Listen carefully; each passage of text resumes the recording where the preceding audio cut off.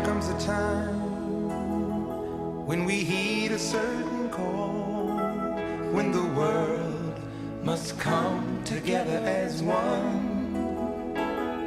There are people dying.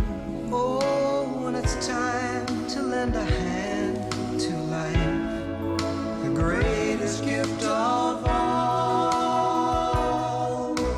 We can't go on pretending day by day that someone somewhere will soon make a change. We all a part of God's great big family. And the truth, you know, love is all we need. We are the world, we are the children, we are the ones who make a brighter day, so let's start giving. There's a choice we're making, we're saving our own lives. Namaste. It's true. Yeah, namaste. Just you and me. Good evening, good morning, good afternoon to everybody, all the Rotarians and friends in Rotary all over the world.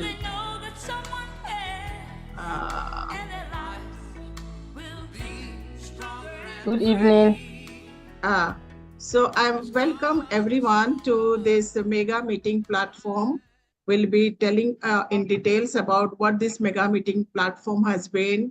We have been hosting Rotary International dignitaries and various speakers from all over the world. And this platform also unites people, the Rotary clubs from different parts of the world. And we are very lucky. And this is the first meeting in this Rotary year. Last year, we had hosted a few meetings, and we'll be telling a brief snapshot of that. So, and we are very lucky that, you know, today we have Rotary International Vice President here with us, Dr. Hans-Hermann Kasten, who is going to strengthen our club membership, strategic planning, collaboration, partnership within and outside Rotary. And we have another speaker, PDG Liz van Wijngaarden. I'm sorry if I'm not able to pronounce properly, who is the Peace Major Gift Initiative Advisor, who is going to talk about the effective ways for conflict resolution and peace building. We have also with us DGN Grace Van Jill, who is the chair of this year of Rotary Action Group for Peace. I'm also a board member in the Rotary Action Group of Peace India chapter. So thank you all our dignitaries to be here. All the DGs, PDGs, DGN, DGE, PPs, AG, and all the Rotarians, welcome you all. So this is Dr. Smita Sinha. I'm the Charter President of Rotary Club of Bhubaneswar Flamingo in District 3262, India. We have today with us the host, the convener, who is the most, whose brainchild is this mega platform, who has been trying to unite all of us, is CP, Peace Ambassador, OGM Esri, and he's also the co-moderator for today. And we have meeting managers, GM Najmul Hussain. He's the past president of Rotary Club of Greater Dhaka in District 64, Bangladesh.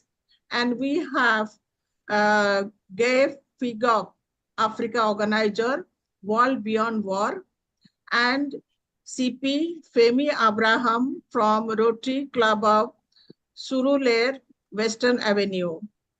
So now I request President Rotarian Fatima Ali Dibal, President of Rotary E Club of Peace, Nigeria, to call the meeting to order.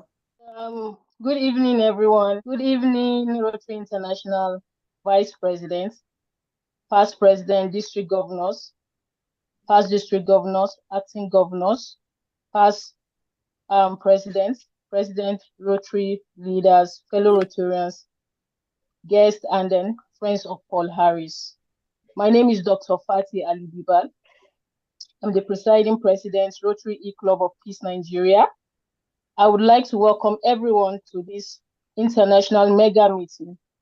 It's nice to have each and everyone on this platform where we can all meet like this once in a while to connect and discuss about promoting peace and humanitarian activities in the world. I hope we all have a wonderful meeting today, and to that effect, I hereby call the meeting to order. Good evening once again. I hand over to the moderator. Thank you. Thank you, President Fatima. Now I request the Rotarian Samant Henry, who is the Rotary Ambassadorial Scholar Alumni from Rotary E-Club of World Peace, to recite the object of Rotary and four-way test. Greetings, everyone. I'm Samantha Henry from the Rotary E-Club of World Peace and Rotary Ambassador Scholar Alumni and District 5330 that meets in California. The object of Rotary is to encourage and foster the ideal of service as a basis of worthy enterprise, and in particular to encourage and foster first, the development of acquaintance as an opportunity for service. Second, high ethical standards in business and professions. The recognition of the worthiness of all useful occupations and the dignifying of each Rotarian's occupation as an opportunity to serve society.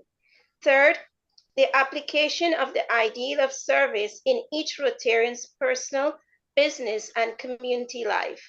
Fourth, the advancement of international understanding, goodwill, and peace through a world fellowship of business and professional persons united in the ideal of service. The four-way test of the things we say or do. 1, is it the truth? 2, is it fair to all concerned? 3, will it build goodwill and better friendships? 4, will it be beneficial to all concerned? Thank you. Thank you. We are in the month of International Day of Peace. As before the meeting started, we heard people talking about how we are going to do what we are going to do on the International Day of Peace. So this meeting is also the beginning of that series. We are going to have another meeting on 22nd on the same mega meeting platform. And today also we are having this meeting as we are approaching, it's in the Peace Month. So we have the Peace Chair to address us. Thank you. So now I request Rotarian GM Najmul Hussain of Rotary Club of Greater Dhaka to introduce the Rotary district and clubs who are participating in this joint mega meeting and who have been doing this mega meeting for over the year. Over to GM Najmul Hussain. Thank you, Smita ji, once again, and it's good to see all of you and a lot of familiar faces. Once again, welcome you to the Rotary International Club's mega meeting platform. Just to give you some brief introduction about the platform itself and some of the previous meetings that we had earlier. I'm going to open up a slide presentation. Here we go. The Rotary Districts and Clubs International Online Mega Meeting Group was established by Charter President OZM Estri with support and encouragement from past District Governor Carlos Ebados from Brazil and District Governor-elect Mert Korur from Turkey. The platform served as a community for Rotarians to connect globally, engage in fellowships, and promote international joint projects, peace, friendship, and cultural exchanges. The platform was created during the COVID-19 lockdown to allow Rotarians to connect, network, engage, heal, share experiences, and build friendship and businesses from wherever they are through WhatsApp and Zoom platform. It hosted the world's first Rotary Club's online international mega meetings, bringing together hundreds of Rotarians, friends, and families over 500 clubs across 87 countries. The mega meeting platform not only connected people, but also built strong friendship and family bonds, even among those meetings for the very first time.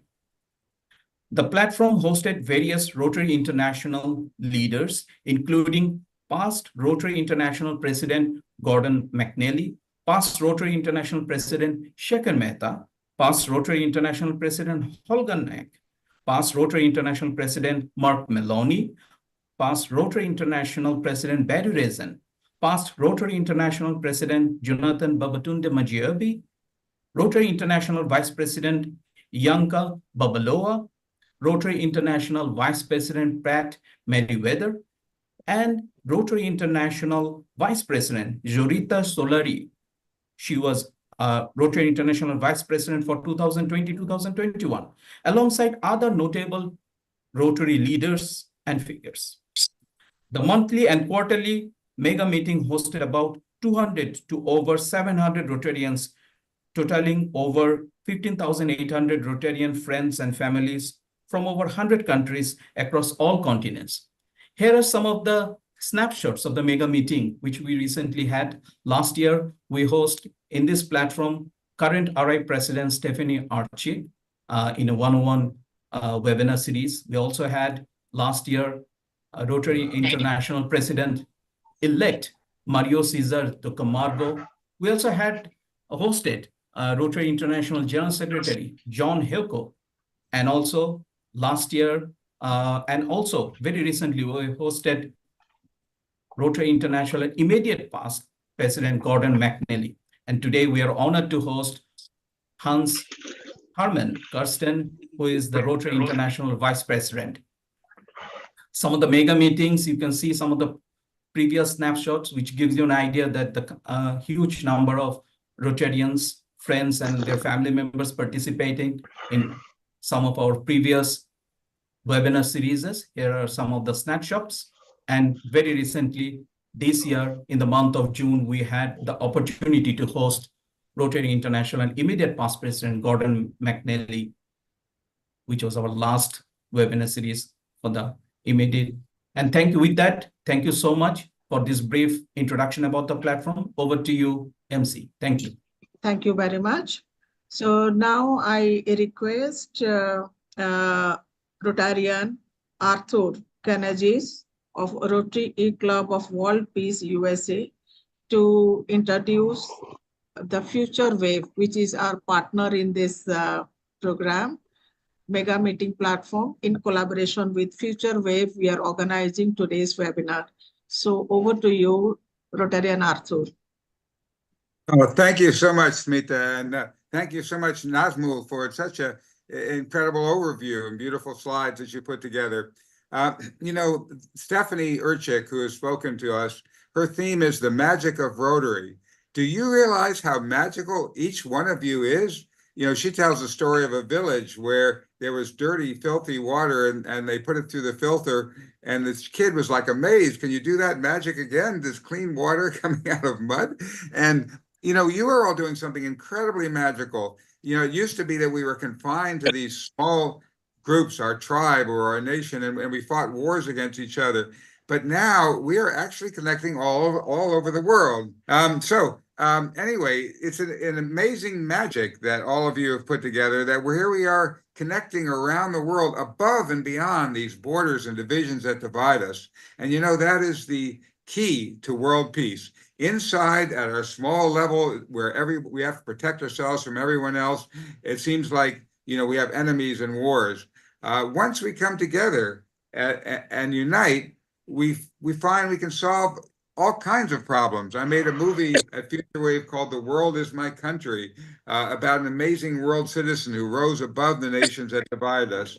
And Barbara Mueller, who's on our call today, says in the movie that, you know, Europe had centuries of wars, 2 world wars, people killing each other all over, and then they ended up creating a federation, a European Parliament. And in the time since then, the members of that parliament have not fought any wars against each other. Germany and France haven't fought each other, and so on.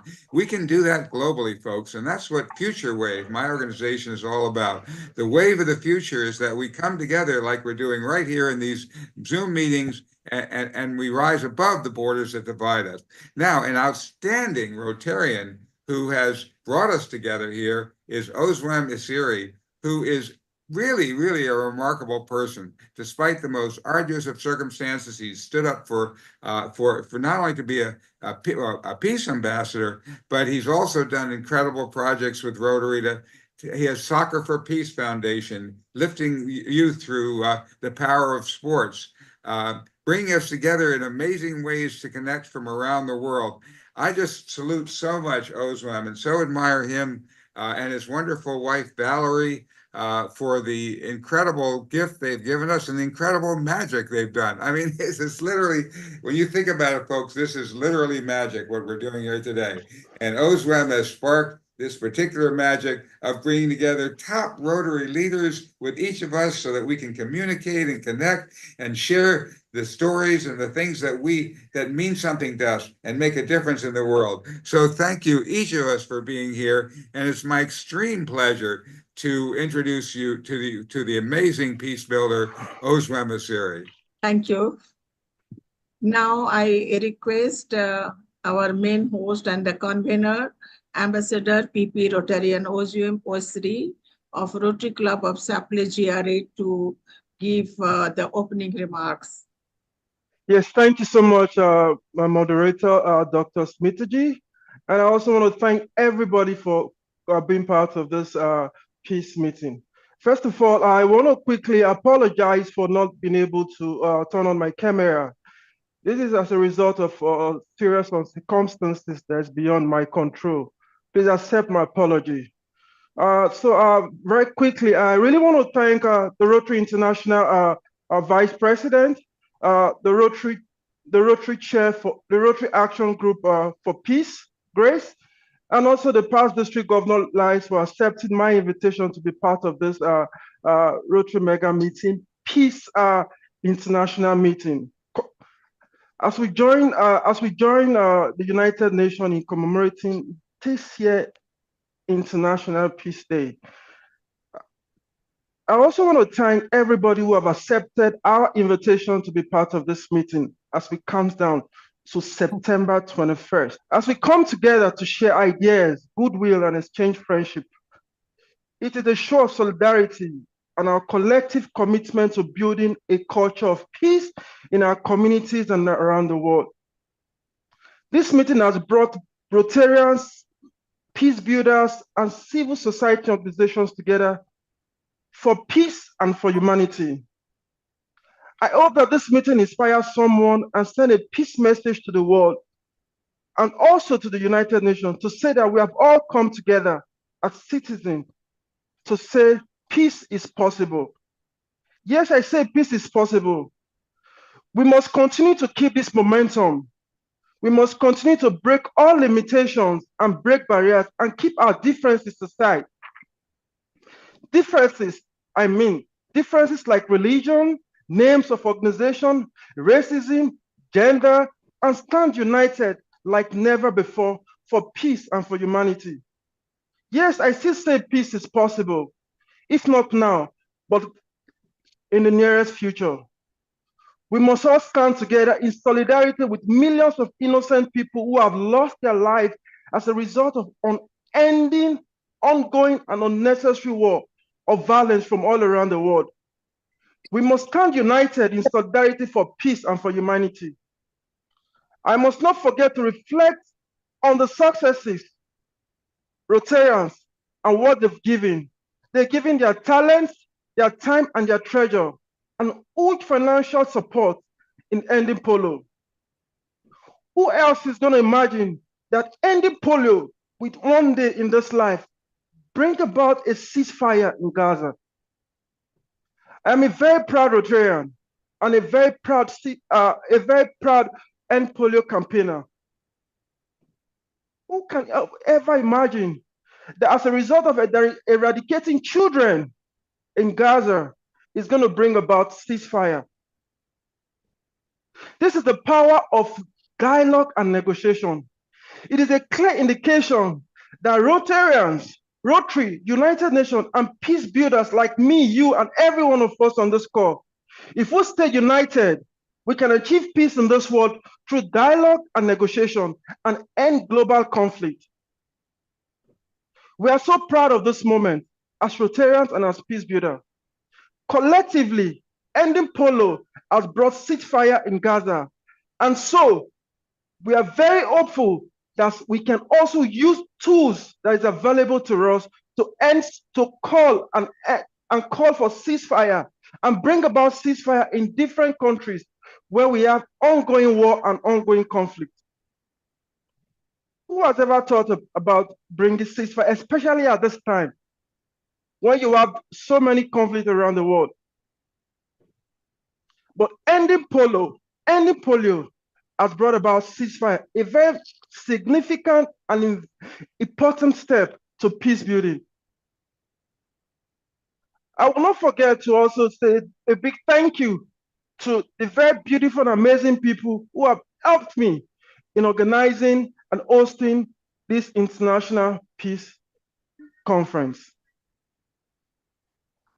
I want to say a very big thank you to my very beautiful wife, and also to author Melanie of Future Wave, Dr. Smitaji, GM Najmul, Gay from the World Beyond Worlds, and also to every one of you who have accepted to be part of this International Peace meeting. Once again, I thank you so much, and I also thank you so much for joining me to believe that peace is possible, if not now, but in the nearest future. Thank you so much once again. Thank you so much to give such an impressive and very heart-touching introduction of this mega meeting. Thank you, OZM. He has been a very great source of inspiration for all of us. And he believes that peace is possible. Yes, it is possible. We all can make it one day. So now the time has come to listen to our speakers. We have 3 notable speakers. So we start with PDG Lee Van Wijngaarden. So I'm sorry if I'm not able to pronounce properly. And I request Rotarian Swaraj Mohanty of Rotary Club of Bhubaneswar, Flamingo, District 3262, India, to introduce her. Good evening, everyone. And it is my privilege and pleasure on behalf of Rotary Flamingo, Bhubaneswar, to introduce Ms. Liz Van Wijngaarden to all Rotarians attending this meeting from all parts of the world. She is from Rotary Club Almere, the Netherlands. He has been for years the Rotarian ambassador for peace. In today's world of conflict and confrontation, it will be a learning for all of us to hear her rich experience and join her. And to quote her, together we will make an important contribution to a more livable world. Thank you and welcome. Thank you so much for this kind introduction, and to all of you, welcome. Good morning, good afternoon, or good night, and it's really a pleasure to be here. Thank you so much. Well, we are going to talk about positive peace. Actually, it's the road to conflict resolution and peace building. However, what is peace? Peace is an absence of war, people say, or peace is absence of violence, or it is a way of tolerance. It's a safe place, or it's a space for reassurance. Peace is harmony with one another or by yourself.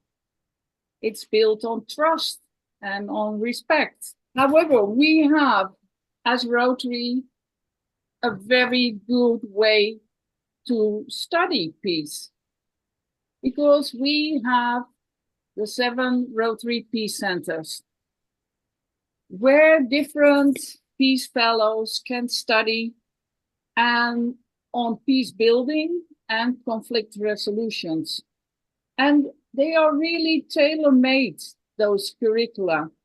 And as you can see, we have 7 Rotary Peace Centers around the world. And the latest, of course, is in Istanbul, Turkey, where a new certificate program will be introduced in the next year. So, how is it so important to have these Rotary Peace Centers? And what is the impact of them on us all? Well, the impact is that the Peace Fellows develop initiatives in the communities affected by conflict, as earlier said before, as you can see in the left. And all those peace alumni are working for 93% in peace. So when they study this at Rotary Peace Centers, they will develop initiatives to get very good involved in communities. And on the right side, you see that most of them get a job in key positions at various organizations. I have the privilege to see 3 of the peace centers in Uganda, in Australia, and in Istanbul, Turkey. And if you see then the scholars that are motivated and use their global talent to contribute to the world, that is really amazing. And what do they study over there? Well, the main issue is the 8 pillars of positive peace. And as you can see here, the pillars contain well-functioning government, distribution of resources, free flow of information, good relationship with neighbors, high level of human capital, acceptance of the rights of others, low level of corruption, and sound business environments. And why is this so important? Because it provides an environment for human potential to flourish. And each and every pillar should be connected. If it's not connected, it will collapse. So every element of this positive peace is really essential. However, let's give an example of this positive peace in an amazing project done in Uganda. And it's a study on development. It was in Kakuba Primary School in Uganda. And the objective of this study is that students have the right conditions, enrollment of rates, and of course the academic performance. And as you can see on the left-hand side, there are 5 pillars involved in this project. High levels of human capital. It's concerning training of the members in their skills. Low level of corruptions. So share the responsibility of students, parents, and teachers. Distribution of resources. By instance, implementing lunch for schools and planting fruit trees. Acceptance of the rights of others. The most important one was the distribution of female hygiene products, so the absence of girls was less. And of course, the free flow of information. The radio station was a partner and updated the community with every stage and development of the project. And of course, now we come to what the outcome is. And what we have seen is that before the project started, In total, there were 327 students. After the project was implemented, it were 805. So that is an increase of 146%. That's huge. That's one part. But the other part is equally important because that contains the pupil performance. Before, there were grades like 1 and 2 for 30%. And after the project, the grades were doubled, even more than doubled, to 62%. The lower grades in the beginning were 70%. And after the project was installed, it was 38. So you can see here the significance of the performance of the students and their conditions and the involvement of the community, that it is a very great, of great value. And for that, of course, we need more Peace Fellows. And Peace Fellows we have. And luckily, I had the privilege to have Ornelia. She is from Guadeloupe, and we, as the Rotary District 1570, were guided her to the Rotary Peace Center of Uppsala. So you see, you can always play a role in the Peace Fellowship. And it is very good to know that there are more than 1,800 Rotary Peace Fellows around the world.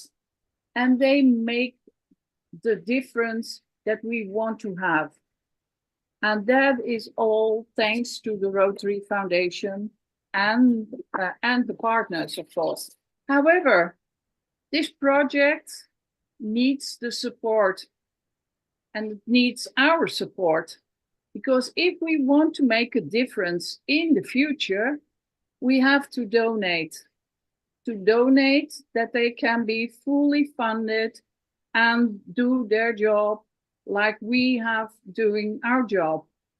So you can donate at a scholarship or at a global grant or in a cash donation or in a bequest.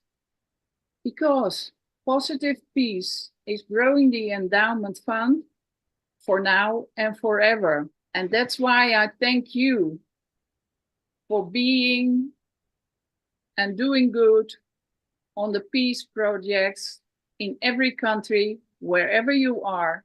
And if you want to know more about the programs, please go to rotary.org and look upon positivepeace.academy/Rotary. And of course, our founder of our Rotary Foundation already told us, Rotary tomorrow depends on what we do today. And I'm happy to have any questions you have and answer them. Thank you. Thank you very much, PDG Liz.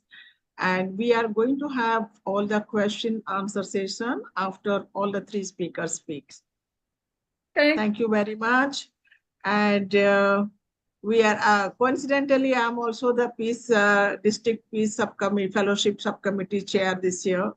We are trying to sponsor Peace Fellow, and let's hope we find some suitable person.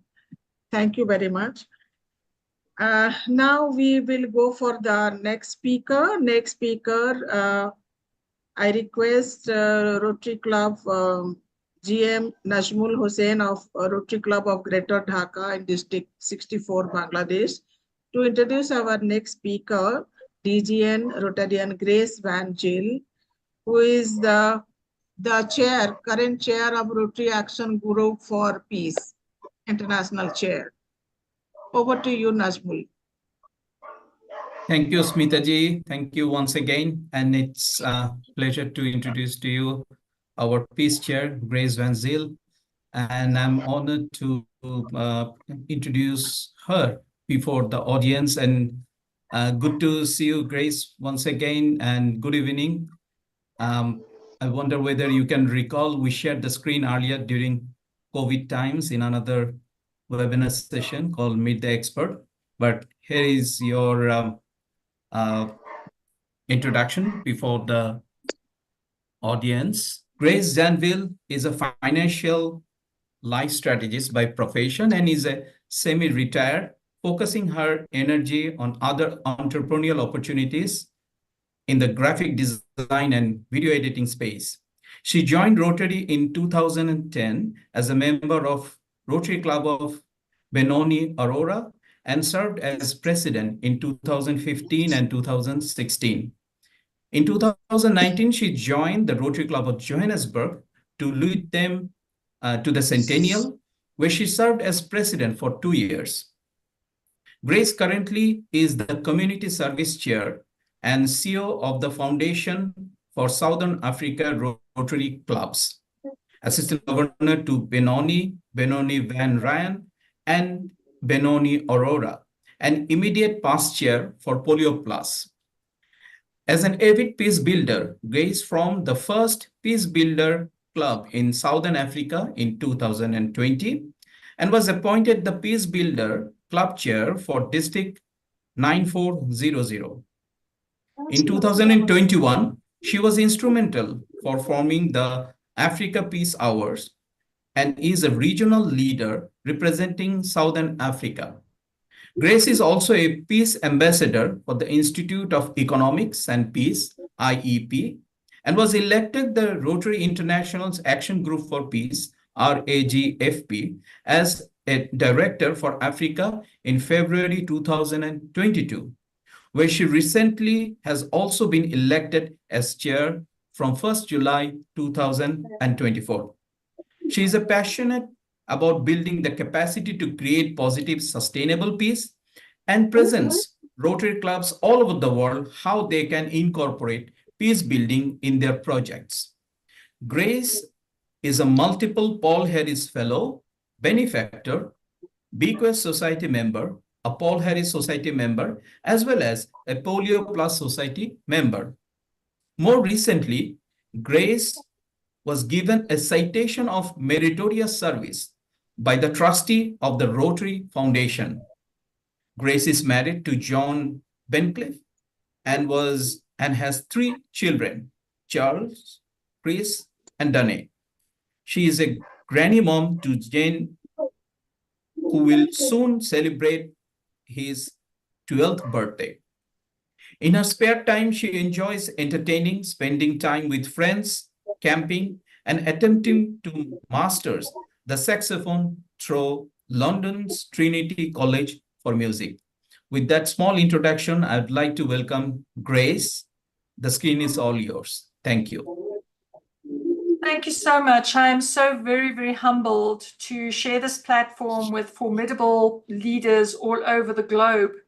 And through COVID, I developed a lot of relationships with people in India, Bangladesh, all over the world, not because I was anything special, but I was leading the first Rotary Club on the continent of Africa, and that gave me the platform. And I'm always grateful for those moments that we formed and those relationships that were formed through COVID. So thank you very, very much for inviting me as a speaker on this amazing platform, and I'm really, really humbled and honored to be here. I'm also very honored that the founder of the Rotary Action Group for Peace, Al Jubitz, is on the call, as well as former chairs of the Rotary Action Group for Peace, like Barbara Miller. And I'm also very, very impressed that my district has shown up and that we have got a very large contingency from Africa supporting today's event. And one of them is from Nigeria, who has just formed the Rotary Action Group for Peace chapter in Nigeria, Pietro. So I'm very, very humbled. Thank you so much. I prepared a whole speech about what is positive peace and how do we develop a culture of peace in our Rotary clubs, in our own lives. And on reflection, I thought I needed to bring this to a personal level, because from the introduction that you heard of myself, I hope that you realize that I am human, just like you, just like everybody on the screen.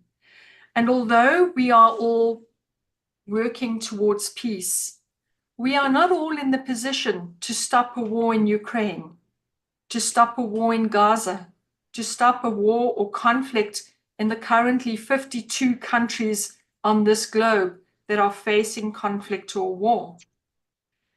Our previous speaker, PDG Lees, has explained to you what the Institute of Economics and Peace is all about and what positive peace building is, and has given you a glimpse of how you as a Rotary Club or a Rotarian can take those pillars of positive peace combined with the 7 areas of focus to make an impact in your own communities.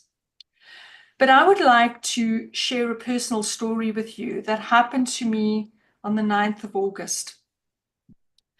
So the 9th of August, I got onto the motorway, and I don't know what the motorway is in your country. It's the highway. It's that road that you allow to travel at 120 kilometers per hour. You might have miles in your country. But in my country, it's 120 kilometers an hour. And I was traveling to this shop in an outlying town. It was probably about 50, 60 kilometers away from where I live, because I was going to go buy wedding dress material for my daughter that's going to get married in November. And it was a joyous occasion. It was special. And we traveled to the shop, and this shop was probably, it's the biggest haberdashery and material shop that we have in our country. And for those on the screen that are from India, it is run by Indians in our country. So really, really great to have you in our country and give us this service. But it was a very joyous occasion, and we spent about 2-3 hours in the shop selecting the material, because for my sins, I have to make this wedding dress for my daughter, which is a great privilege, and it's very special. And I think it has a lot of other emotions that go along with it. So it was really a happy occasion. So after we had bought the material and we left the shop, we got back on the motorway to travel home, and it was about 11:45 in the afternoon coming home. And as I was traveling on this particular road, we had industry on the one side of the motorway and informal settlements on the other side of the motorway. Now, I don't know how many of you have visited South Africa or have been in areas where there's real poverty, where you have wealth on one side of your city and poverty on the other side of your city. But what was dividing this particular road was a motorway. So as I was traveling about 120 kilometers, and I saw 6 people standing in the middle of the motorway. It was probably the width of 4 lanes of motorway. So I stood there. Well, these people were standing on the motorway wanting to cross. So I saw that they were there, and I thought, well, let me slow down, because I'm not too sure. Are they going to cross? Are they going to wait until it's safe? I then realized that they were waiting till it was safe, because I had cars next to me, behind me. It was a 3-lane motorway. So I felt confident that they were going to wait until it was safe, but I had reduced my speed. But on the other side of the highway, I was in the right-hand lane. In our country, we like to say we drive on the right side of the road. Everybody else drives on the left. So, you know, well, we drive on the left, you drive on the right. Don't know where you come from, but it is a little bit challenging for me to travel in different countries when it's the other side of the road. But in my country, I was quite confident. I was in the right-hand lane, which was the fast lane. But on the left-hand side, I saw out of the corner of my eye, I saw a man running through bushes and coming to the highway. And sort of instantly pausing, but not for long. And he then continued to run across the motorway. And I had cars next to me, behind me. I had nowhere to go. I decided that the middle lane, that was probably as wide as 3 lanes as well, which was grass and ditches and everything, probably that's my best bet. And I tried to get off the highway, but I had these 6 people standing in the middle. So I had to wait until I passed them, until I went off the highway. I was practically totally off when I heard thud. My car didn't jerk. I didn't feel any impact. I just heard this noise. My daughter was in the front seat and she said, "Mom, you've hit him." I brought my car to a standstill in the middle of the highway where there was no danger. I turned it around and I came back to where the point of impact was, where the 6 people were standing. As soon as I stopped my car, they all dispersed. They ran away. I wanted to get out of the car, and my daughter said to me, "Mom, it's not safe. Stay in the car." At that point, I was in total shock. I didn't know what had happened to me. What I could see is that the man that had hit my car was lying on the other side of the highway from where he came. It was very clear that he had not made it. He was not alive anymore. At that point, I didn't know who to phone, what to do. But then I thought, let me breathe. Just breathe. Just calm down. I then thought, well, let me just visualize a happy space. Let me think of those people that love me, that those people I love. Let me be kind to myself, because what had just happened is I had taken a life. Unintentionally, I did nothing wrong. The person that had run into my car shouldn't have been crossing that road. I was angry. I was really angry because what my daughter had said to me is, "Mom, I was watching this man and it was like he was trying to commit suicide. It was like he was trying to run for your car." I was so angry that that had happened, because how can you take someone else and put that person in that situation? So I had to think about it and say, I cannot be angry at this person that crossed the road. I then had to think about what I had done.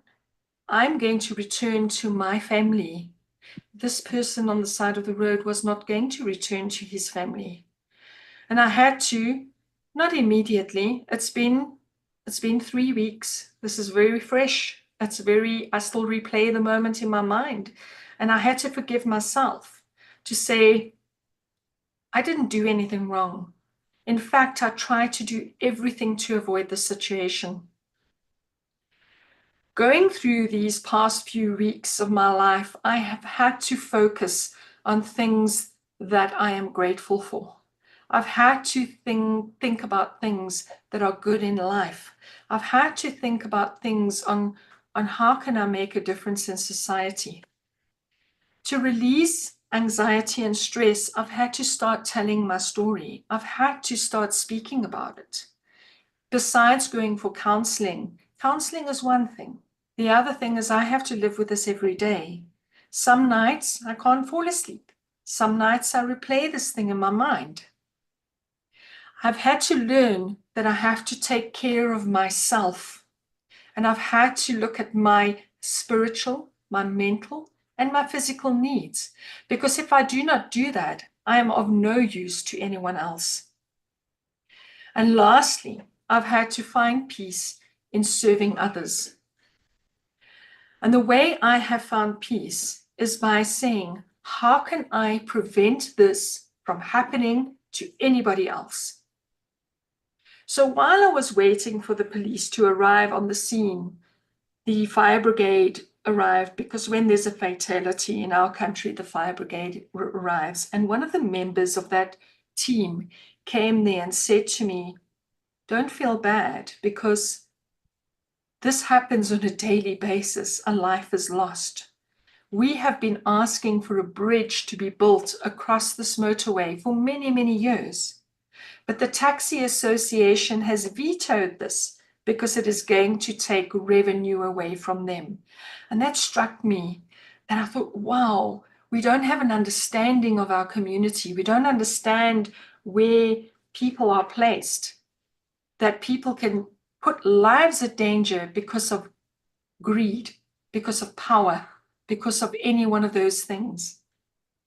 The other thing I thought is, well, how many motorists were in the same position that I was in that particular day and that are going through the trauma that I'm going through? So how can I make a difference to prevent them from going through that? So I immediately reached out to Rotary clubs around that area and I said, how do we get government involved to say, can we put signs on that motorway to say reduce the speed? Can we put speed bumps or knurling or whatever it is on that highway so that it forces drivers to slow down? Can we put speed cameras there to say, if you're going to break the speed barrier on this stretch of road, you're going to get a fine? But how can I prevent this from happening to someone else? How can I prevent loss of life? And how can I prevent the trauma? And I need to bring this back to why I'm telling you the story, because I would not have been able to even tell you the story or share what has happened to me if it wasn't for Rotary. And if it wasn't specifically for the Rotary Action Group for Peace, because that is where I have learned to become a peace builder. That is where I have learned that peace starts with me. If peace doesn't start with me, how can I help anybody else find peace?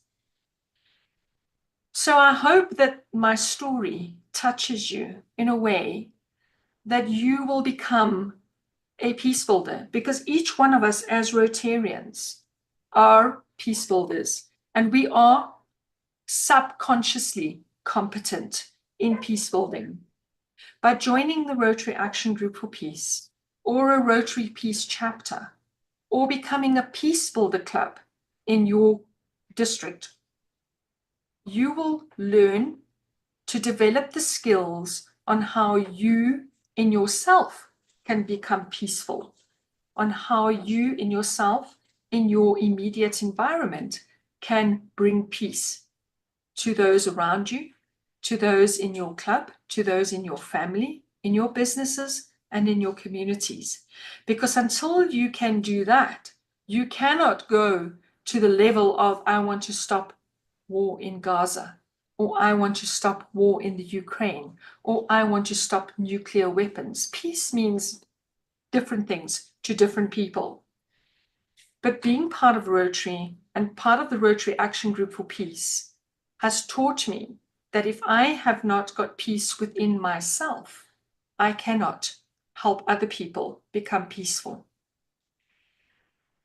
What is the benefit for you, even if you at that stage where, and I believe that everybody on the screen faces challenges. You know, when we are leaders and when we are peace builders, we very seldom want people to know the conflict that we have within ourselves or within our families. Our lives are not perfect. We are not perfect. But when we sit around a table and when we start to talk and when we start to listen to understand rather than to listen to respond, then we are truly peace builders. And I would encourage each one of you on the screen to become true peace builders. You have it within you. You're already doing it with all your Rotary projects. Become intentional, become conscious of what you are doing, and bring peace to every aspect of your life, your personal life, your Rotary life, your business life. And that is the way that we are going to create a culture to cultivate peace within everybody that we touch, that we come in contact with. Maybe this is not the talk you wanted to hear, but I felt that I needed to share this story because at the end of the day, every one of us on the screen are human and we face our own battles and we cannot pretend anymore. We cannot not deal with the personal battles that we face and think we are going to make an impact in the world. Yes, we need to end war. Yes, we need to stop nuclear initiatives. Yes, we need to engage with people in the United Nations, with all those people, but it starts with you first. You need to work on you, and then you can really make a difference in the world. So I would encourage you, if you are not a member of the Rotary Action Group for Peace, where I have learned all these skills, where I have surrounded myself with people that can elevate me, that can support me, and that can help me become a better peace builder.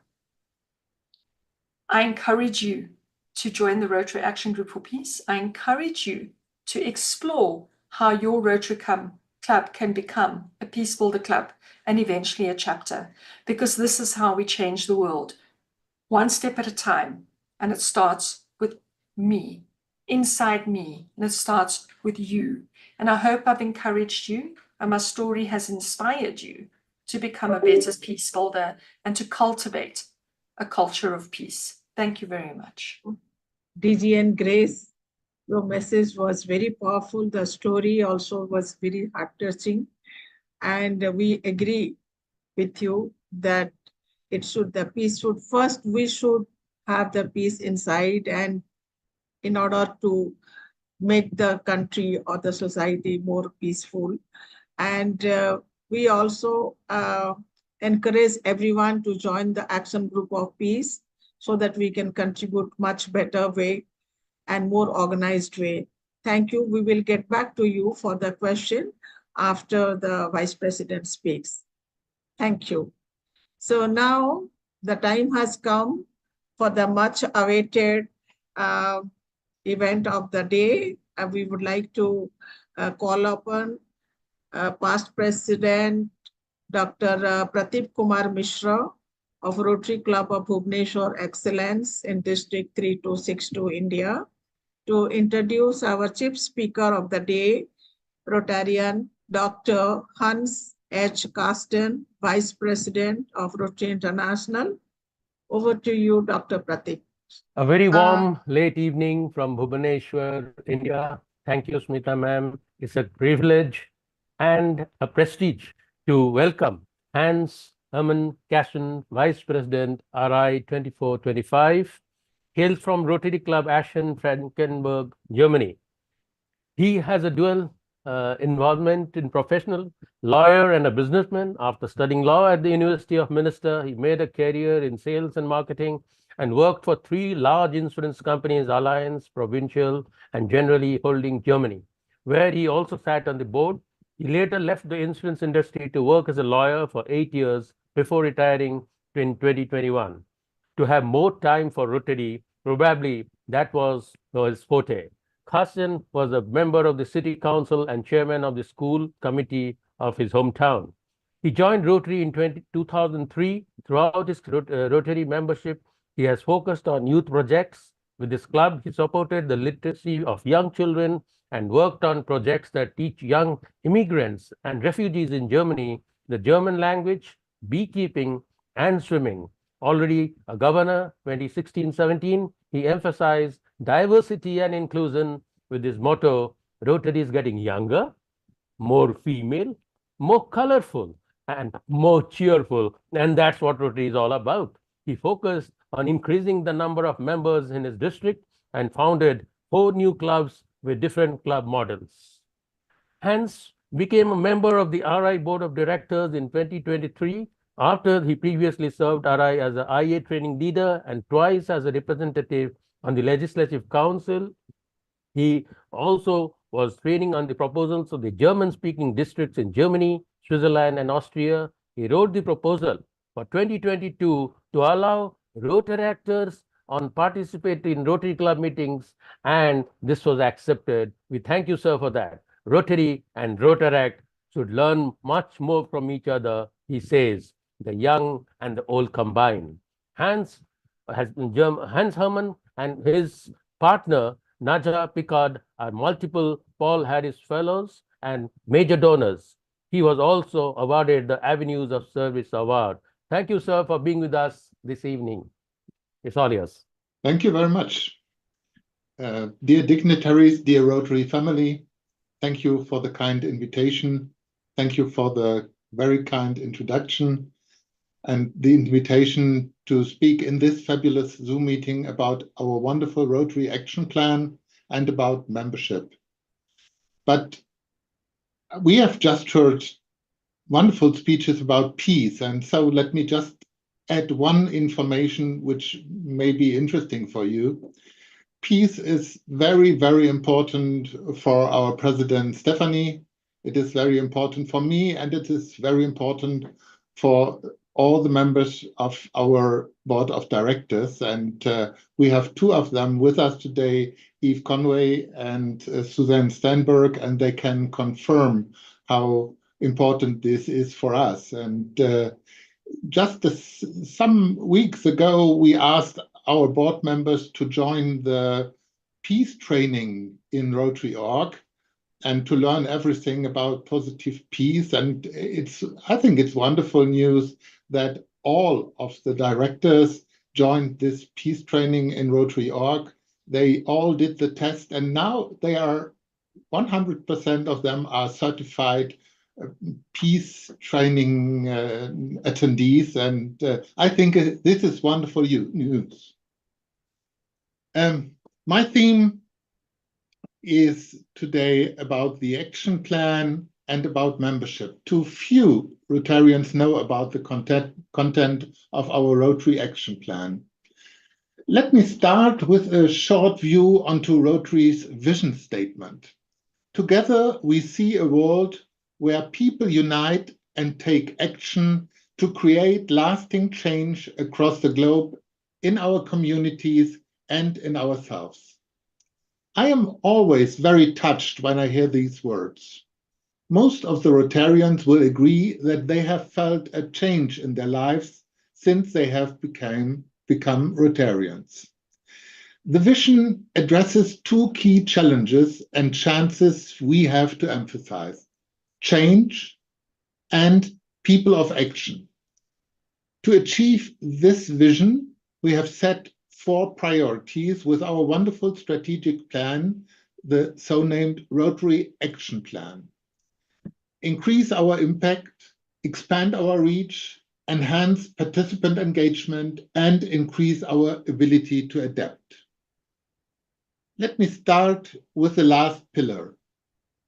Increase our ability to adapt. This is the answer to the postulate change in our vision statement. Let me give you just one example.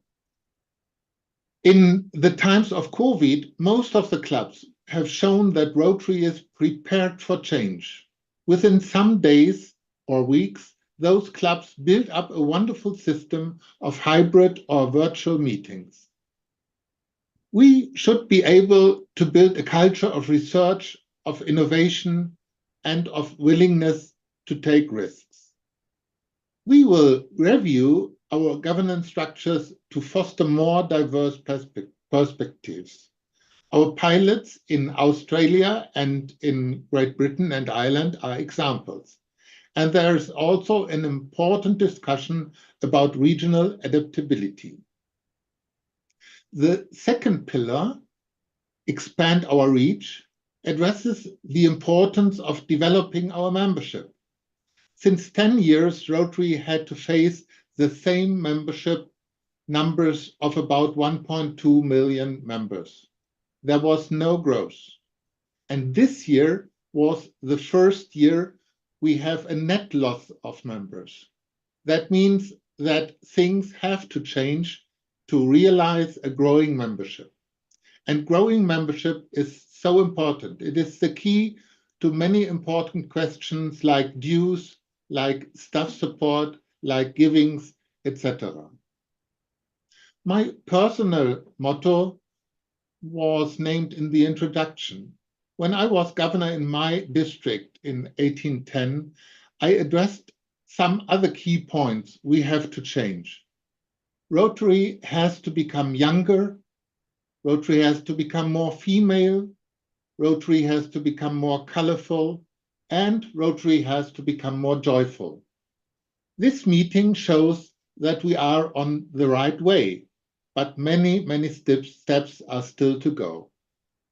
We need more female members.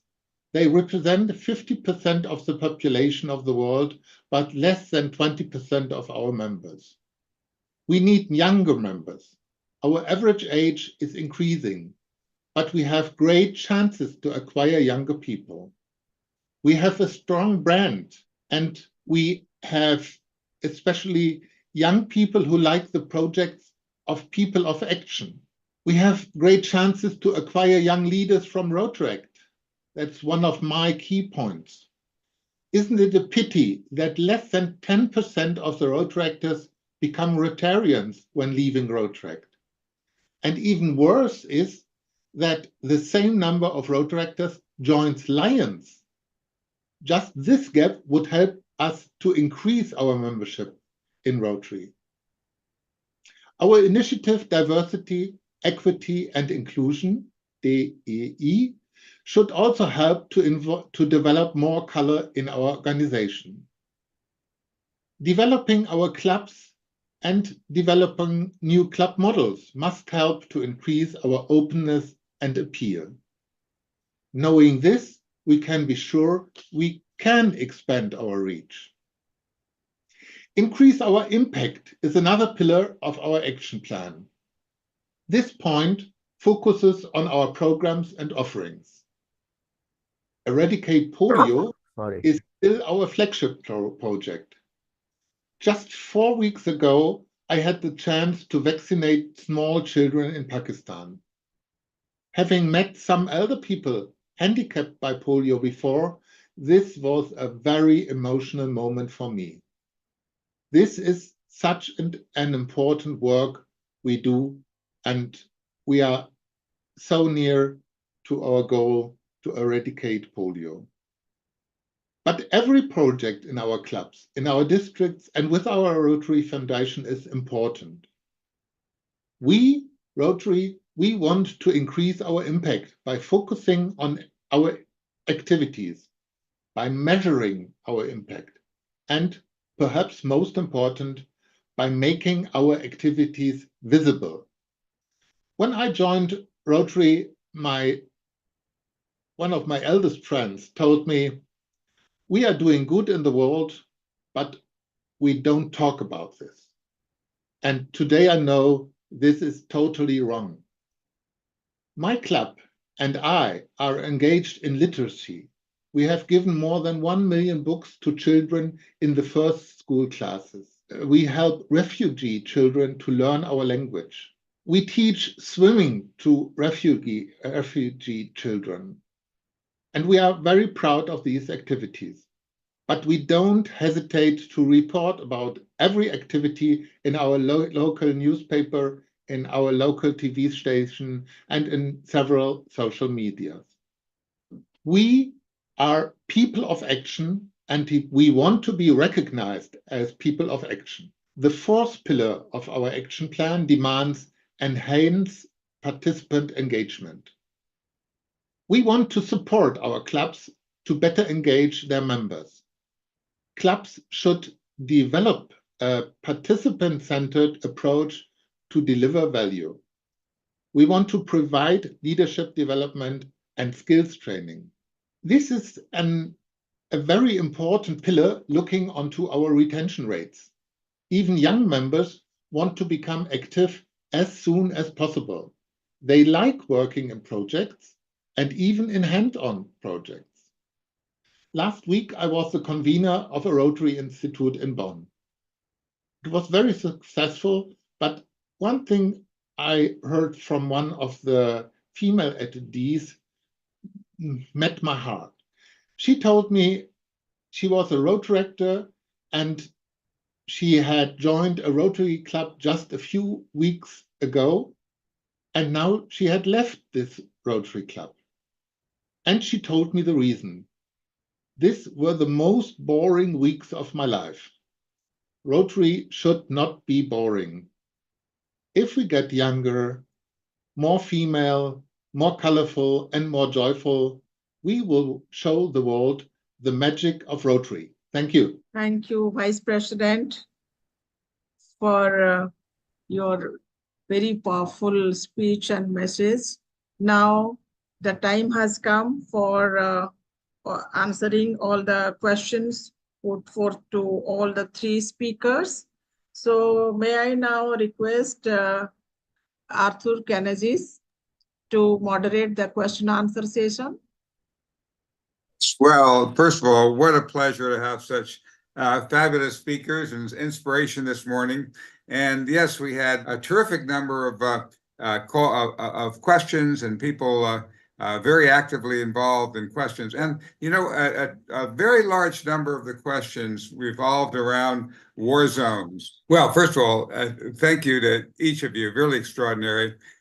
So many people asked about Pacific war zones and what could be done about them. Adip, Laura, Karabo. By the way, I apologize if I mispronounced a lot of the names, but anyway, I talked about practical steps to influence government and society for peace in the different war zones. Professor Nijam asked about war zones between Russia and Ukraine. We had people asking about the Middle East. We had Ruben asking about preventing war between Haiti and the Dominican Republic. You know, it seems like everyone in the call is struggling with all of these different conflicts in key places around the world. And what can we do to begin to resolve them? And I guess that actually leads into David Newman's question, and I'll let either one of you answer this. But David Newman says, how can RI lead the cause to the optimally way of leading the cause to reduce the existential threats and risks of nuclear weapons, climate change, AI, in the absence of enforceable global law? And it seems to me in some ways, all these different questions about war zones and so on tie into that issue of creating law above these nations that divide us. I wonder if either, any of our speakers want to jump in to talk a little bit about how RI can help us have a more comprehensive approach to resolving these conflicts in all the various war zones. I've thrown a lot of the questions together, and if that's too much, just take one part of it. But we had so many questions, I've tried to amalgamate them. But go ahead, Hans or Lise or whoever would like to jump in with a comment about RI's role in really dealing with the multiplicity of conflicts around the world and threats to the existence of life. Well, if I may answer that question, it's not so easy to answer it. It's a very complex way. However, as we were in Bonn for the European Summit, we had also some breakout sessions. And what we discovered there is that communication is the prior thing. Understanding why some people are getting guns or no guns, and that was also in the debate. It has to come to communicate why. Why are you having guns, or why don't you want to have guns, or either way. So it's really a question on discussion, and I think RI is doing a great job by preventing 7 Rotary Peace Centers to communicate, of course, peace and making that happen. I think that's my final word about it. And Hans, what are your thoughts about making peace in the various war zones plaguing our planet? Rotary cannot stop any war, but we can help to bring people together to talk. And that's what Lise said. Communication is one of the most important things to prevent war. And the second is we can help those people who are suffering from the results of conflicts. I just visited the Ukraine, and we had an initiative to help children who have lost one or two of their parents.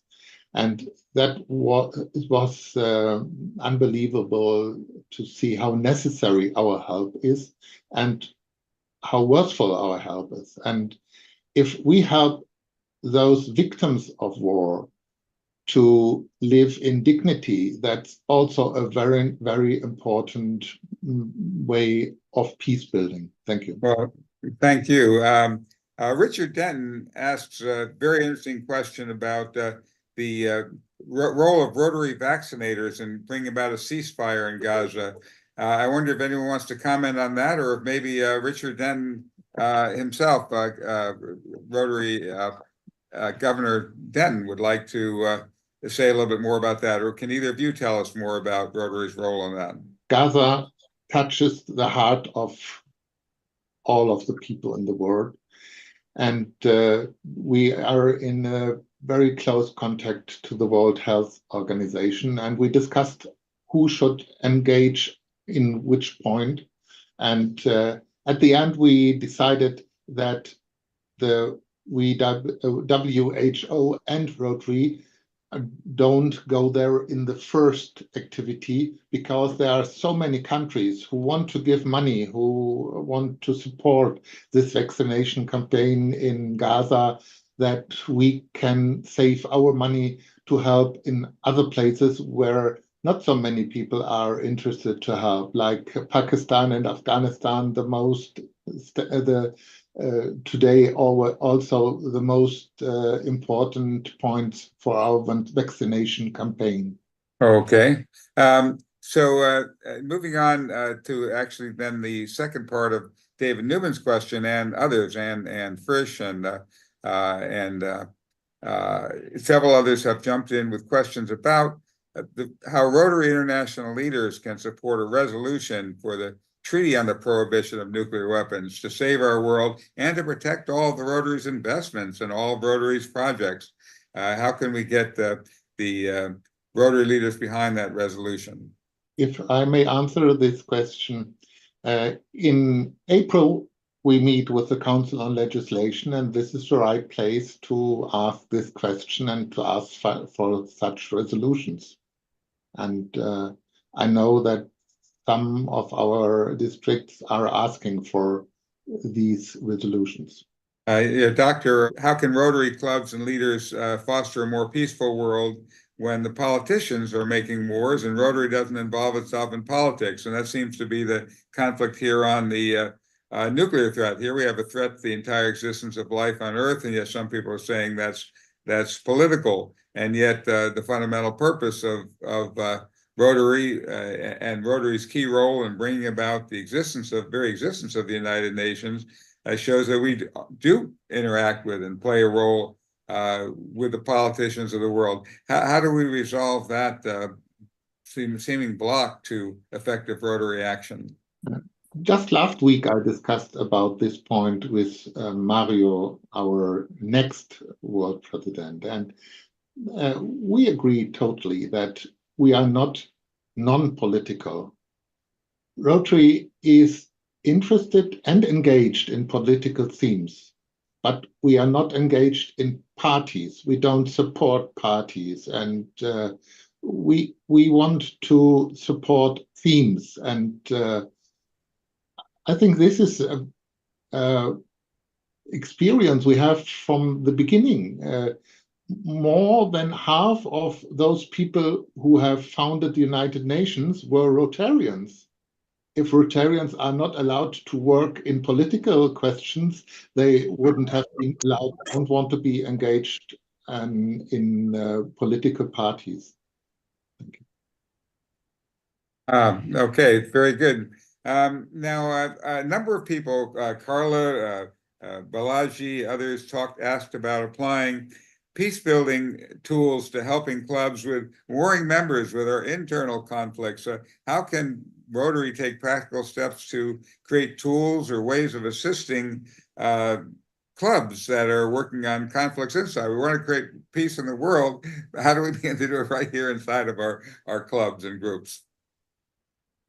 Well, if I may answer that question, there is a fantastic tool in the Learning Center of Rotary.org, where you can find a lot of material and resources where you can do it in your club. And actually, it has also games you can do in your clubs on peace. So there is a lot of resources on Rotary.org. Please go to the Learning Center or go to Positive Peace and see the Academy. And there is a huge lot of resources you can use either in your club or in your district. So it is even for the training material. It's very good. Right. Now, I wonder whether there might be a possibility that Rotarians who put together all those great materials would want to collaborate on some kind of a add-on tool for Zoom, where you could sense when there's conflicts arising, jump up with a toolbox of tools that can help us communicate better, even across the Zoom platform. What do you think about the possibility of moving in that direction, or getting a group of the people who've created these tools together to amplify them into an app and a tool that could help us in Zooms? I think that's a great idea. I think we have to elaborate on that and see how we can implement this. I think it's a great idea. So let's move on with that. Okay, great. We can follow up later a little more with that. And a number of people also asked specifically about the rule of law.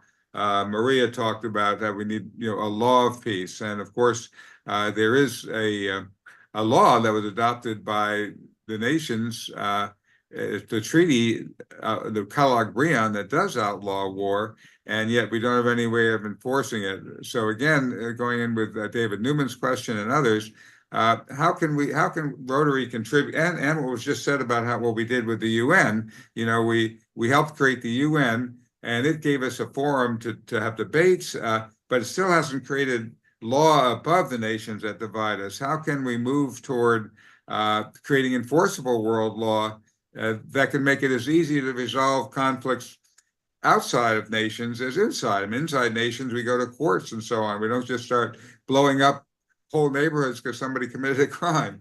How do we do that globally? Thank you, Arthur. I'm going to make it short because I have so many people behind me wants to talk. But I just want to say that we cannot separate peace from politics. Unfortunately, in Rotary, whenever I have been Rotarian for over 35 years, 36 years, they always say that don't discuss politics. You're a Rotarian, keep away from politics. But I mean, if we want to discuss peace, there's no way we can discuss peace without politics in it, part of it. I mean, I totally agree with Grace, who said clearly, how do we get governments involved? And this is really the essence of the whole thing. The young people already know about peace, and they are sensitive about peace. They have a good feeling. I think we as Rotarians, we need to approach the big guys, not the small guys. The big guys who really, they are so busy in their life, they forget about the importance of peace and stability in this part of the world. So I think, if you allow me to say that we really need the governments to work together to communicate with governments, with big guys who have a say in what's happening in the world. This world is becoming so disturbed everywhere. I'm not talking about Ukraine, I'm talking about Gaza, I'm talking about many parts of the world. But unfortunately, the young people understand it, but unfortunately, the big guys sitting in their chairs, they don't understand it. Thank you. Do you want to jump in, Pat from the Rotary Action Group for Peace, Grace, or anyone on that? Why don't Sorry, I move to go? the And next. I want to be sensitive to our time, and Joe Saza is next. But Okay, I think Josaza, yeah, go ahead. the original question about how these wars and how hard it is once they start, I think we should realize that the nature of war and any violence is that it takes a while to come to that. The warning signs are there. The prevention is where we need to focus ourselves. And by calling people together, each of us live in communities. We see nation to nation conflicts brewing, and then they burst into war.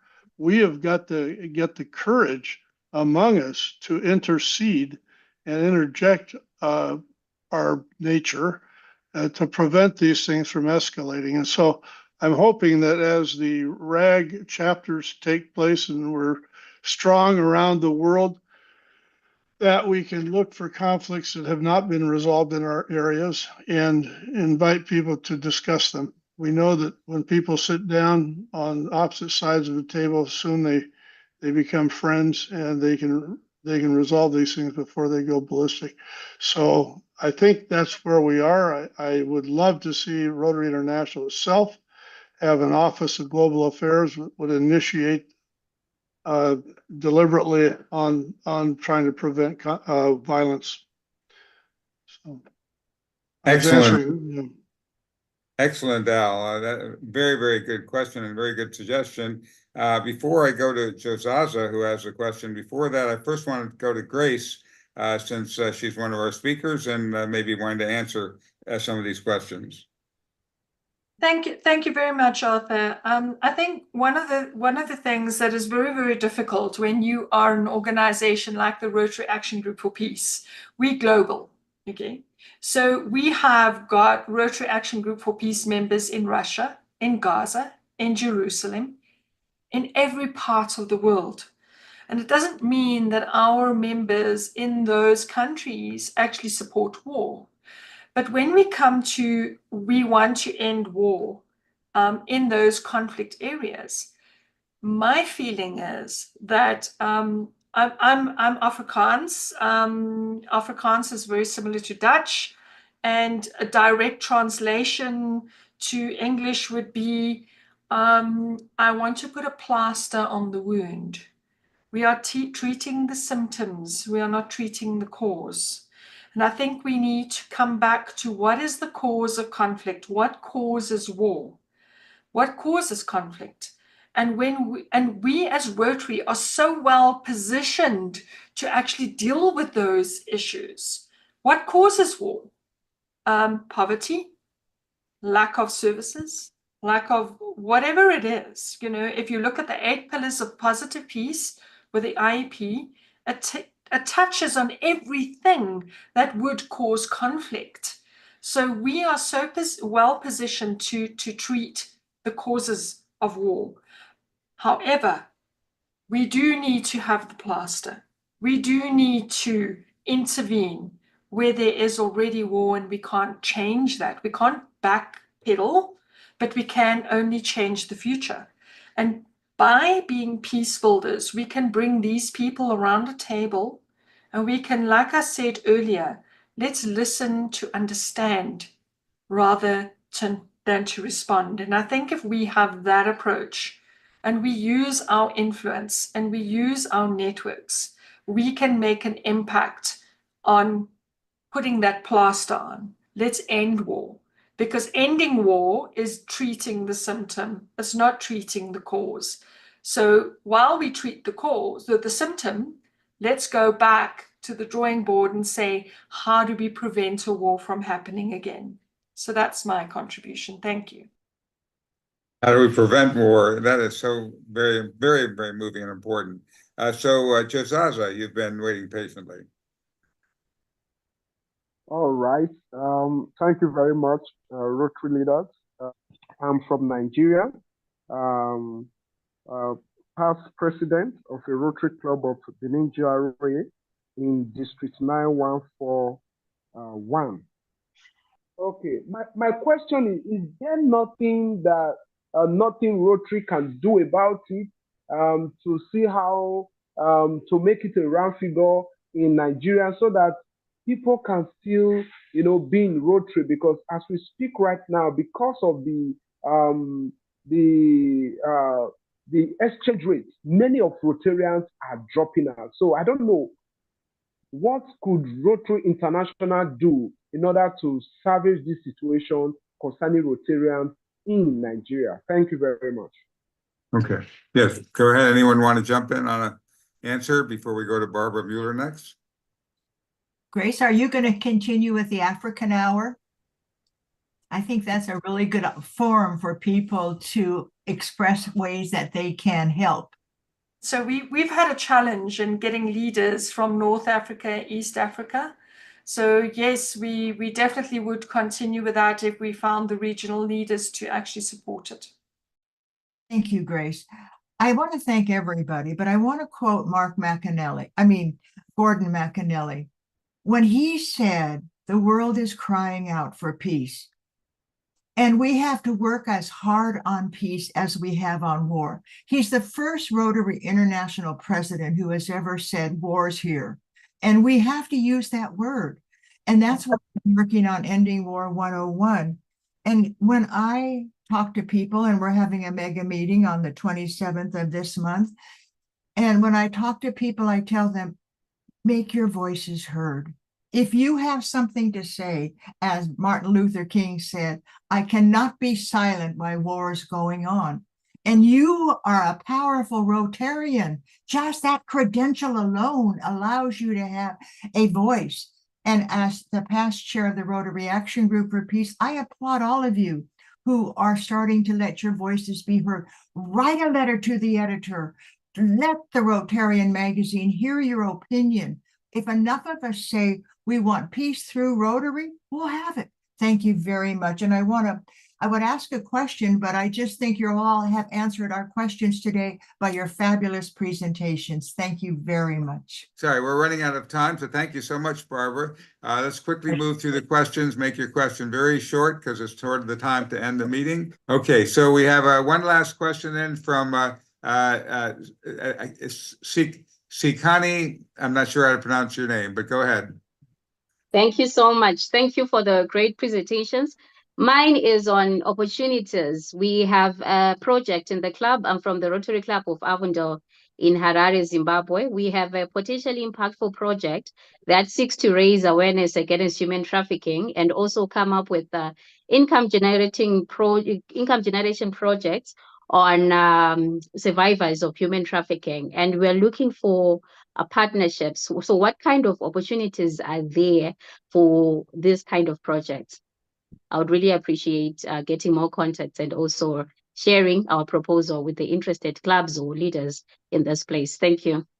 Well, what I can answer on that one is that if you get a global grant for that, it's possible, and all on peace are possible. So you can have a global grant and go ahead. Because as you know, you can do a global grant in reverse.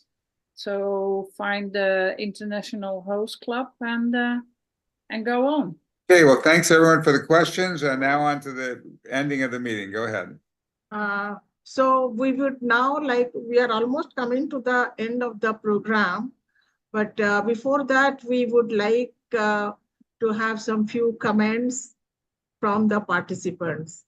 After that, Anne Frisch will give the vote of thanks. And if Guy Figure, Africa organizer, is here, then I would request him also to give a closing remark. But before that, we would like our participants, if anybody would like to give any comments or suggestions. I would like to call on some few people to give a few comments on the theme of the United Nations International Day for Peace, which is cultivating a culture for peace. And also some of the topics that our guest speakers have actually talked about. First of all, permit me to quickly call on Dr. Petro, if he's on the call, to make a very brief, less than 1 minute comment concerning the theme of the UN Peace Day. Petro, are you there? Yes, please. And thank you Yes, very go ahead, much, my Doctor. ambassador. I want to especially thank the Rotary Action Group for Peace Chair, DG and Grace, and other very distinguished peace builders, Rotarians the world over. It's been an interesting session.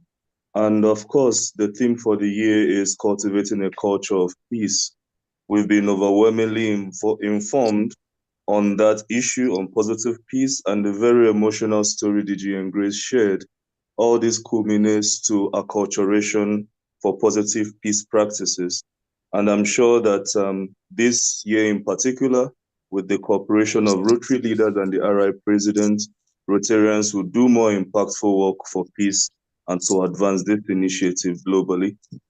We also encourage members to join the Rotary Action Group for Peace so that we can work collaboratively to advance peace initiatives across communities. Thank you very much for the opportunity, and it's a pleasure to be here. Thank you so much, Pedro.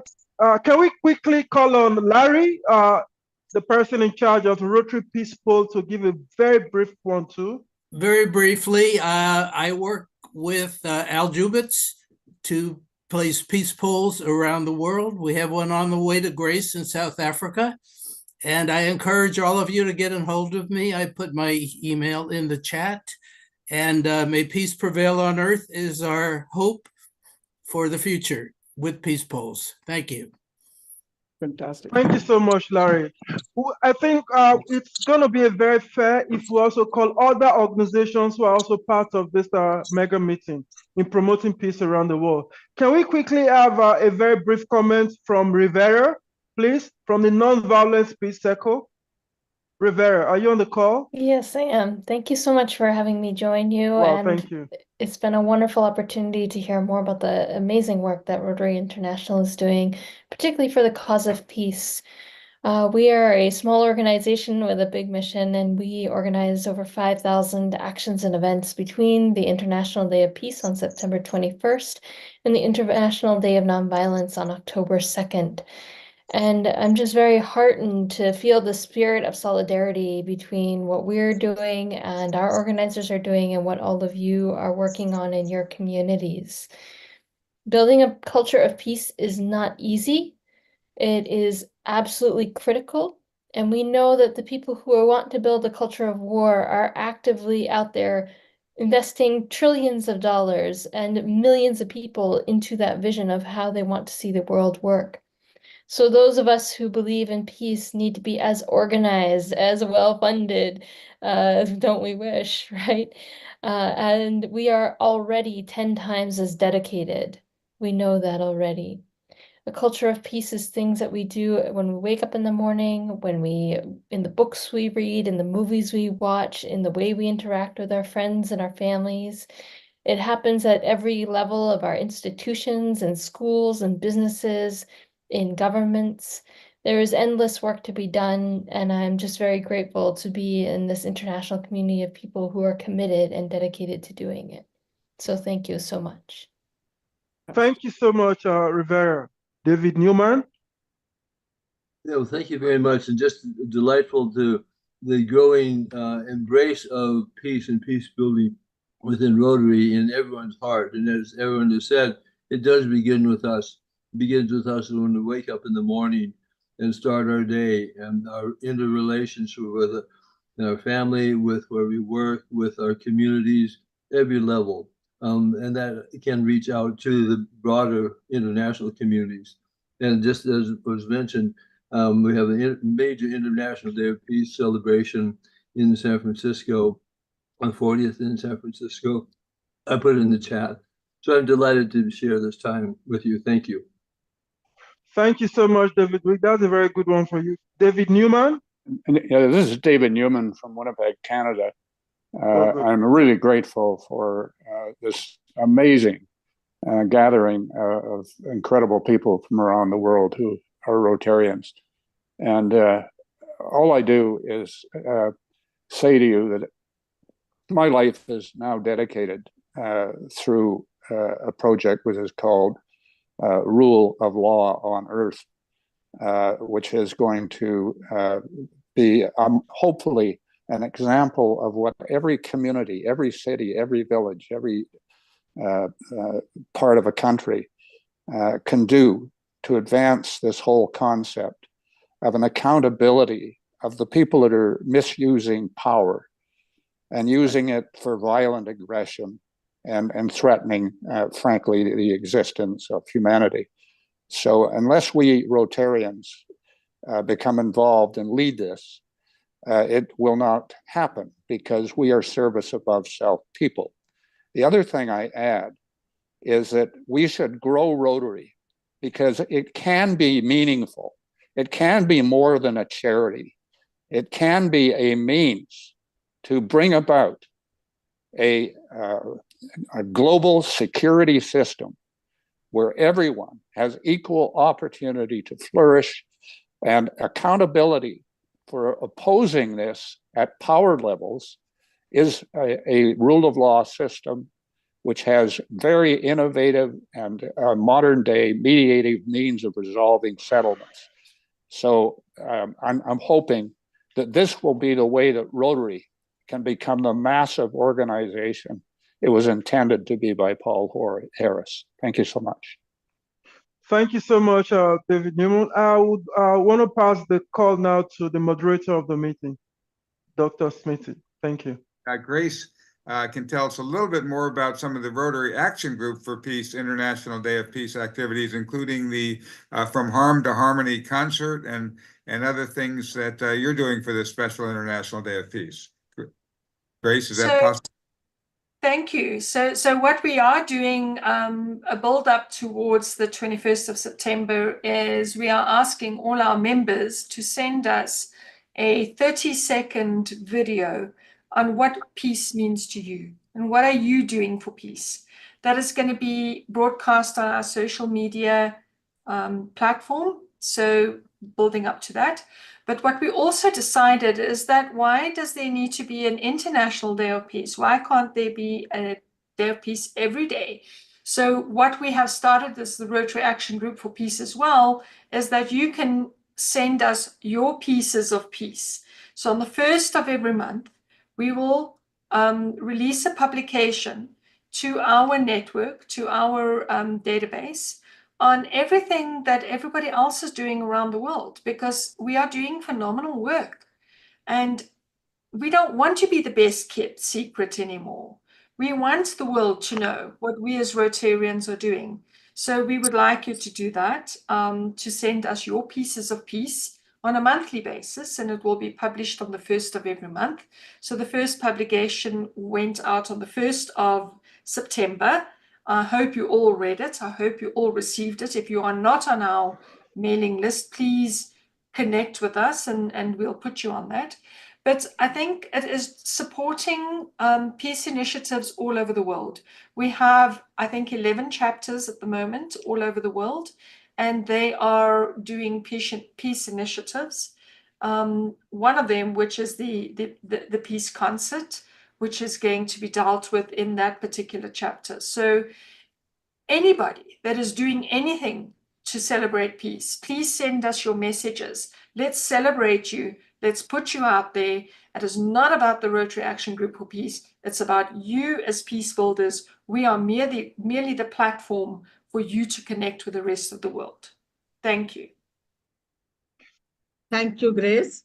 So now I request Guy Figa from Africa, organizer, World Beyond War, to quickly give his closing remarks.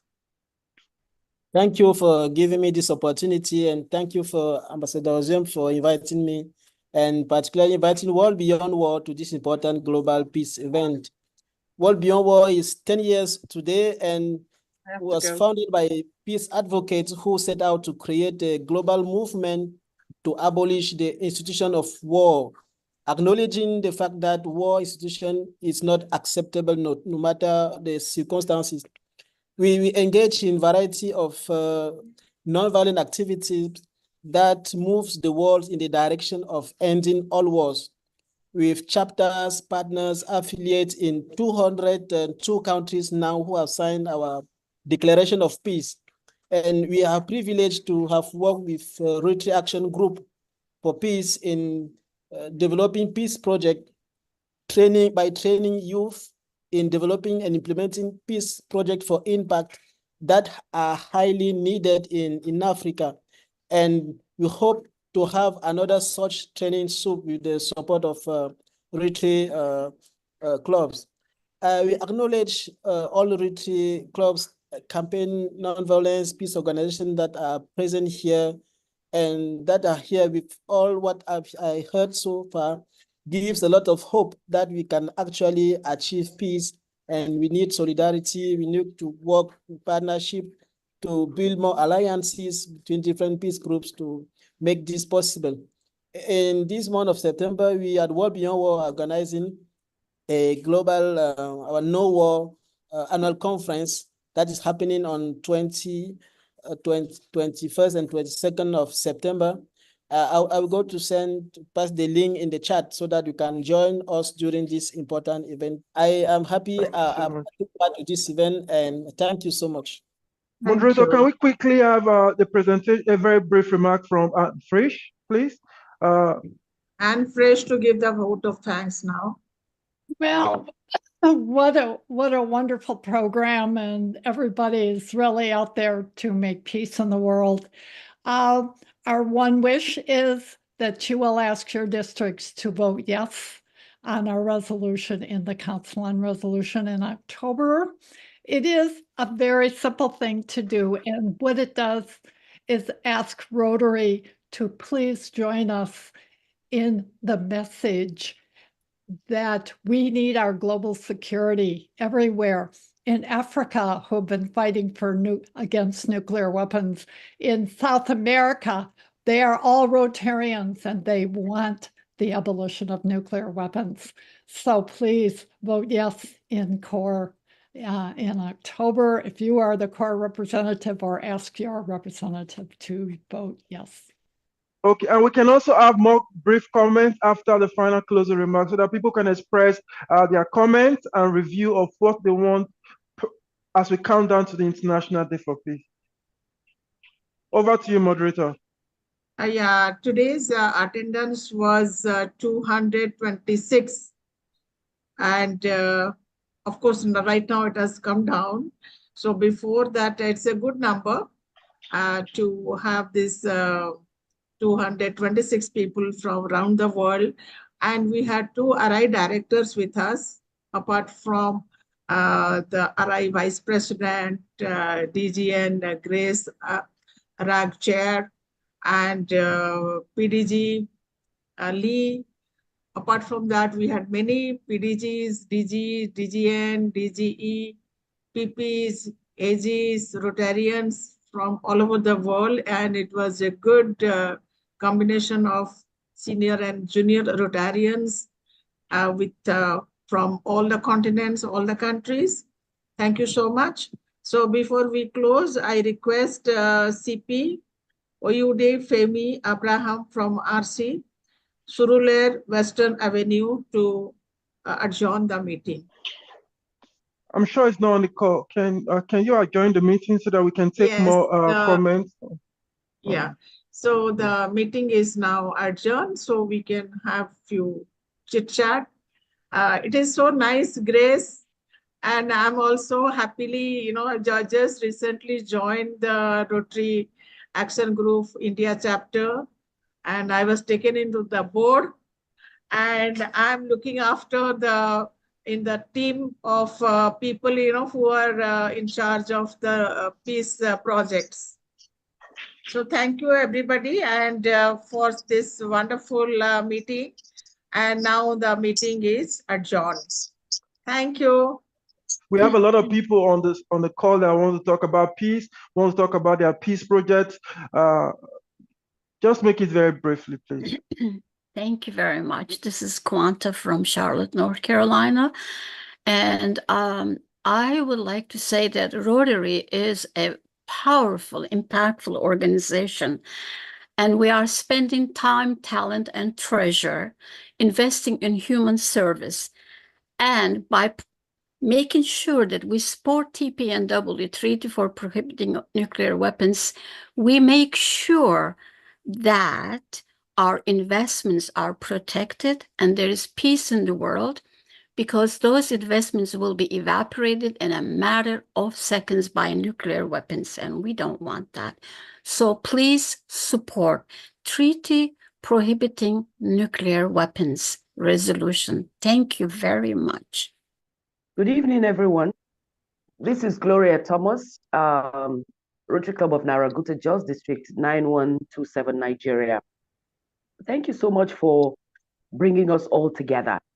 And our togetherness is global. Being global means we need to support each other in the most fundamental ways in order to end violent conflict in different parts of the world. The wars in Africa are unending and new ones are emerging. It is said that there are more wars going on now since the Second World War. So as Rotarians who are committed to peace, how do we all together pool our strengths, our talents, our resources in order to stop these wars one at a time? I appreciate the fact that we're all standing up for the end of nuclear weapons. In sub-Saharan Africa, we're calling for an end to small arms and light weapons. The quantum of weapons in the hands of wrong people is driving a lot of conflict in our communities. And it is really important if Rotarians can also gear up and help in this regard. I look forward to very practical activities that we'll all commit to and do. I look forward to the 21st of September. We have a few things we're going to do in our city in order to drive peace. We're going to do a lot of media activities. Being in the media myself, we're putting a lot of things to do around the media. And I hope to share a couple of them with our team as the days go by. So I appreciate this effort. And I really, really look forward to hearing in the coming years that peace came to our communities because Rotarians under the Rotary Action Group for Peace stood up for peace. Thank you. Thank you so much. Thank you so much. Can we call on Peter Fishburne from Carson City to make a very brief comment or remark, please, if you want to? I am Peter Fishburne from Carson City, Nevada, USA, state of Nevada, District 5190. I just came on to listen. One of the things I have in my club for my theme, I am the club president, and I put visibility as my theme this year, visibility in our club and in our community and the world. And so I was listening today to say, what can I take back to my club to say, this is what Rotary is doing on international peace. So I plan to make a little presentation on Tuesday, but that's all I have to say. Thank you so much. Thank you so much. Can we have Funda from Rotary Club of Kululubu? Hi. Yes, hi, we can hear you. Oh, okay, that's great. First of all, I would like to send my great thanks to you all. It was really nice to be here. We are the first coast club in Ankara in 2430 district. We are mainly focusing on education.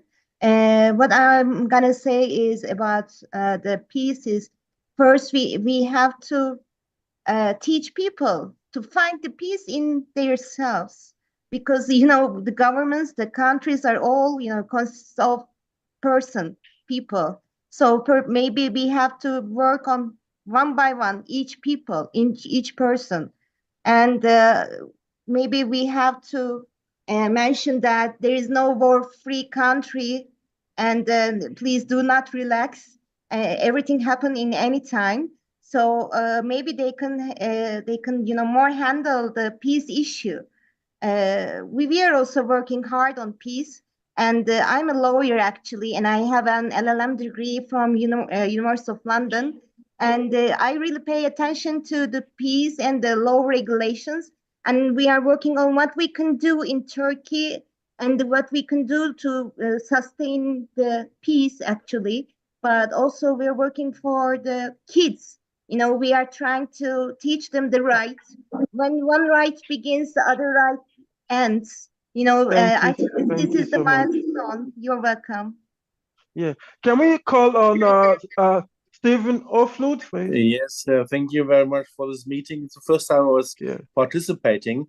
And I was wondering, I'm a Rotarian now for 2 years. We founded the newest club in Hamburg, the 25th club. We have an average age of 39 years, and half us are women. So we are very active. We have very Rotaractarian spirit. And I'm wondering why I'm just now discovering this beautiful, this good platform to exchange thoughts and discussions among Rotarians worldwide. So I'm very happy to participate. Thank you very much. Lucy, RCPH. Okay, thank you and good evening from Nigeria to all peace advocates and peace leaders. I thank you all for this presentation. For 9141, we are preparing for something that has to do with peace during the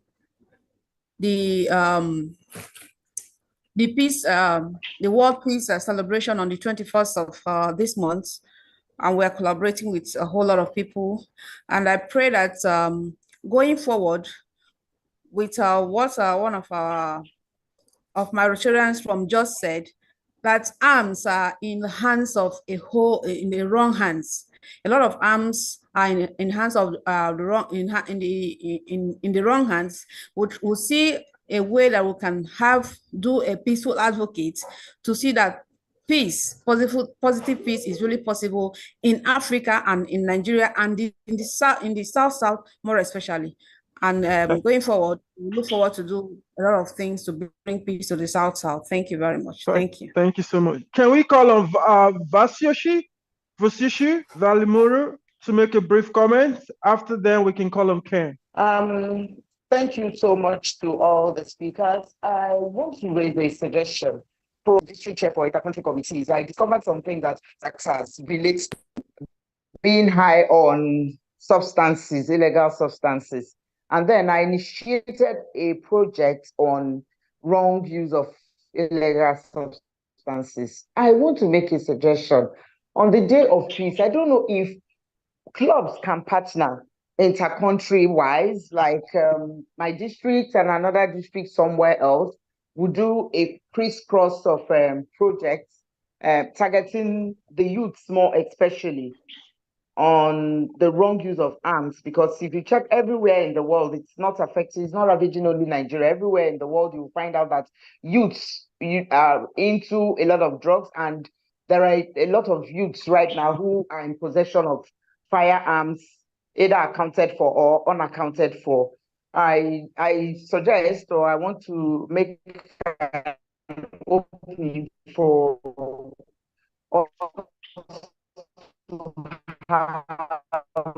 this kind of projects to youths, and then raise our voice that they told us to make. You send it to this country sends to yours, to create peace and harmony, because actually the world is not at peace right now, and it's really going to affect everyone.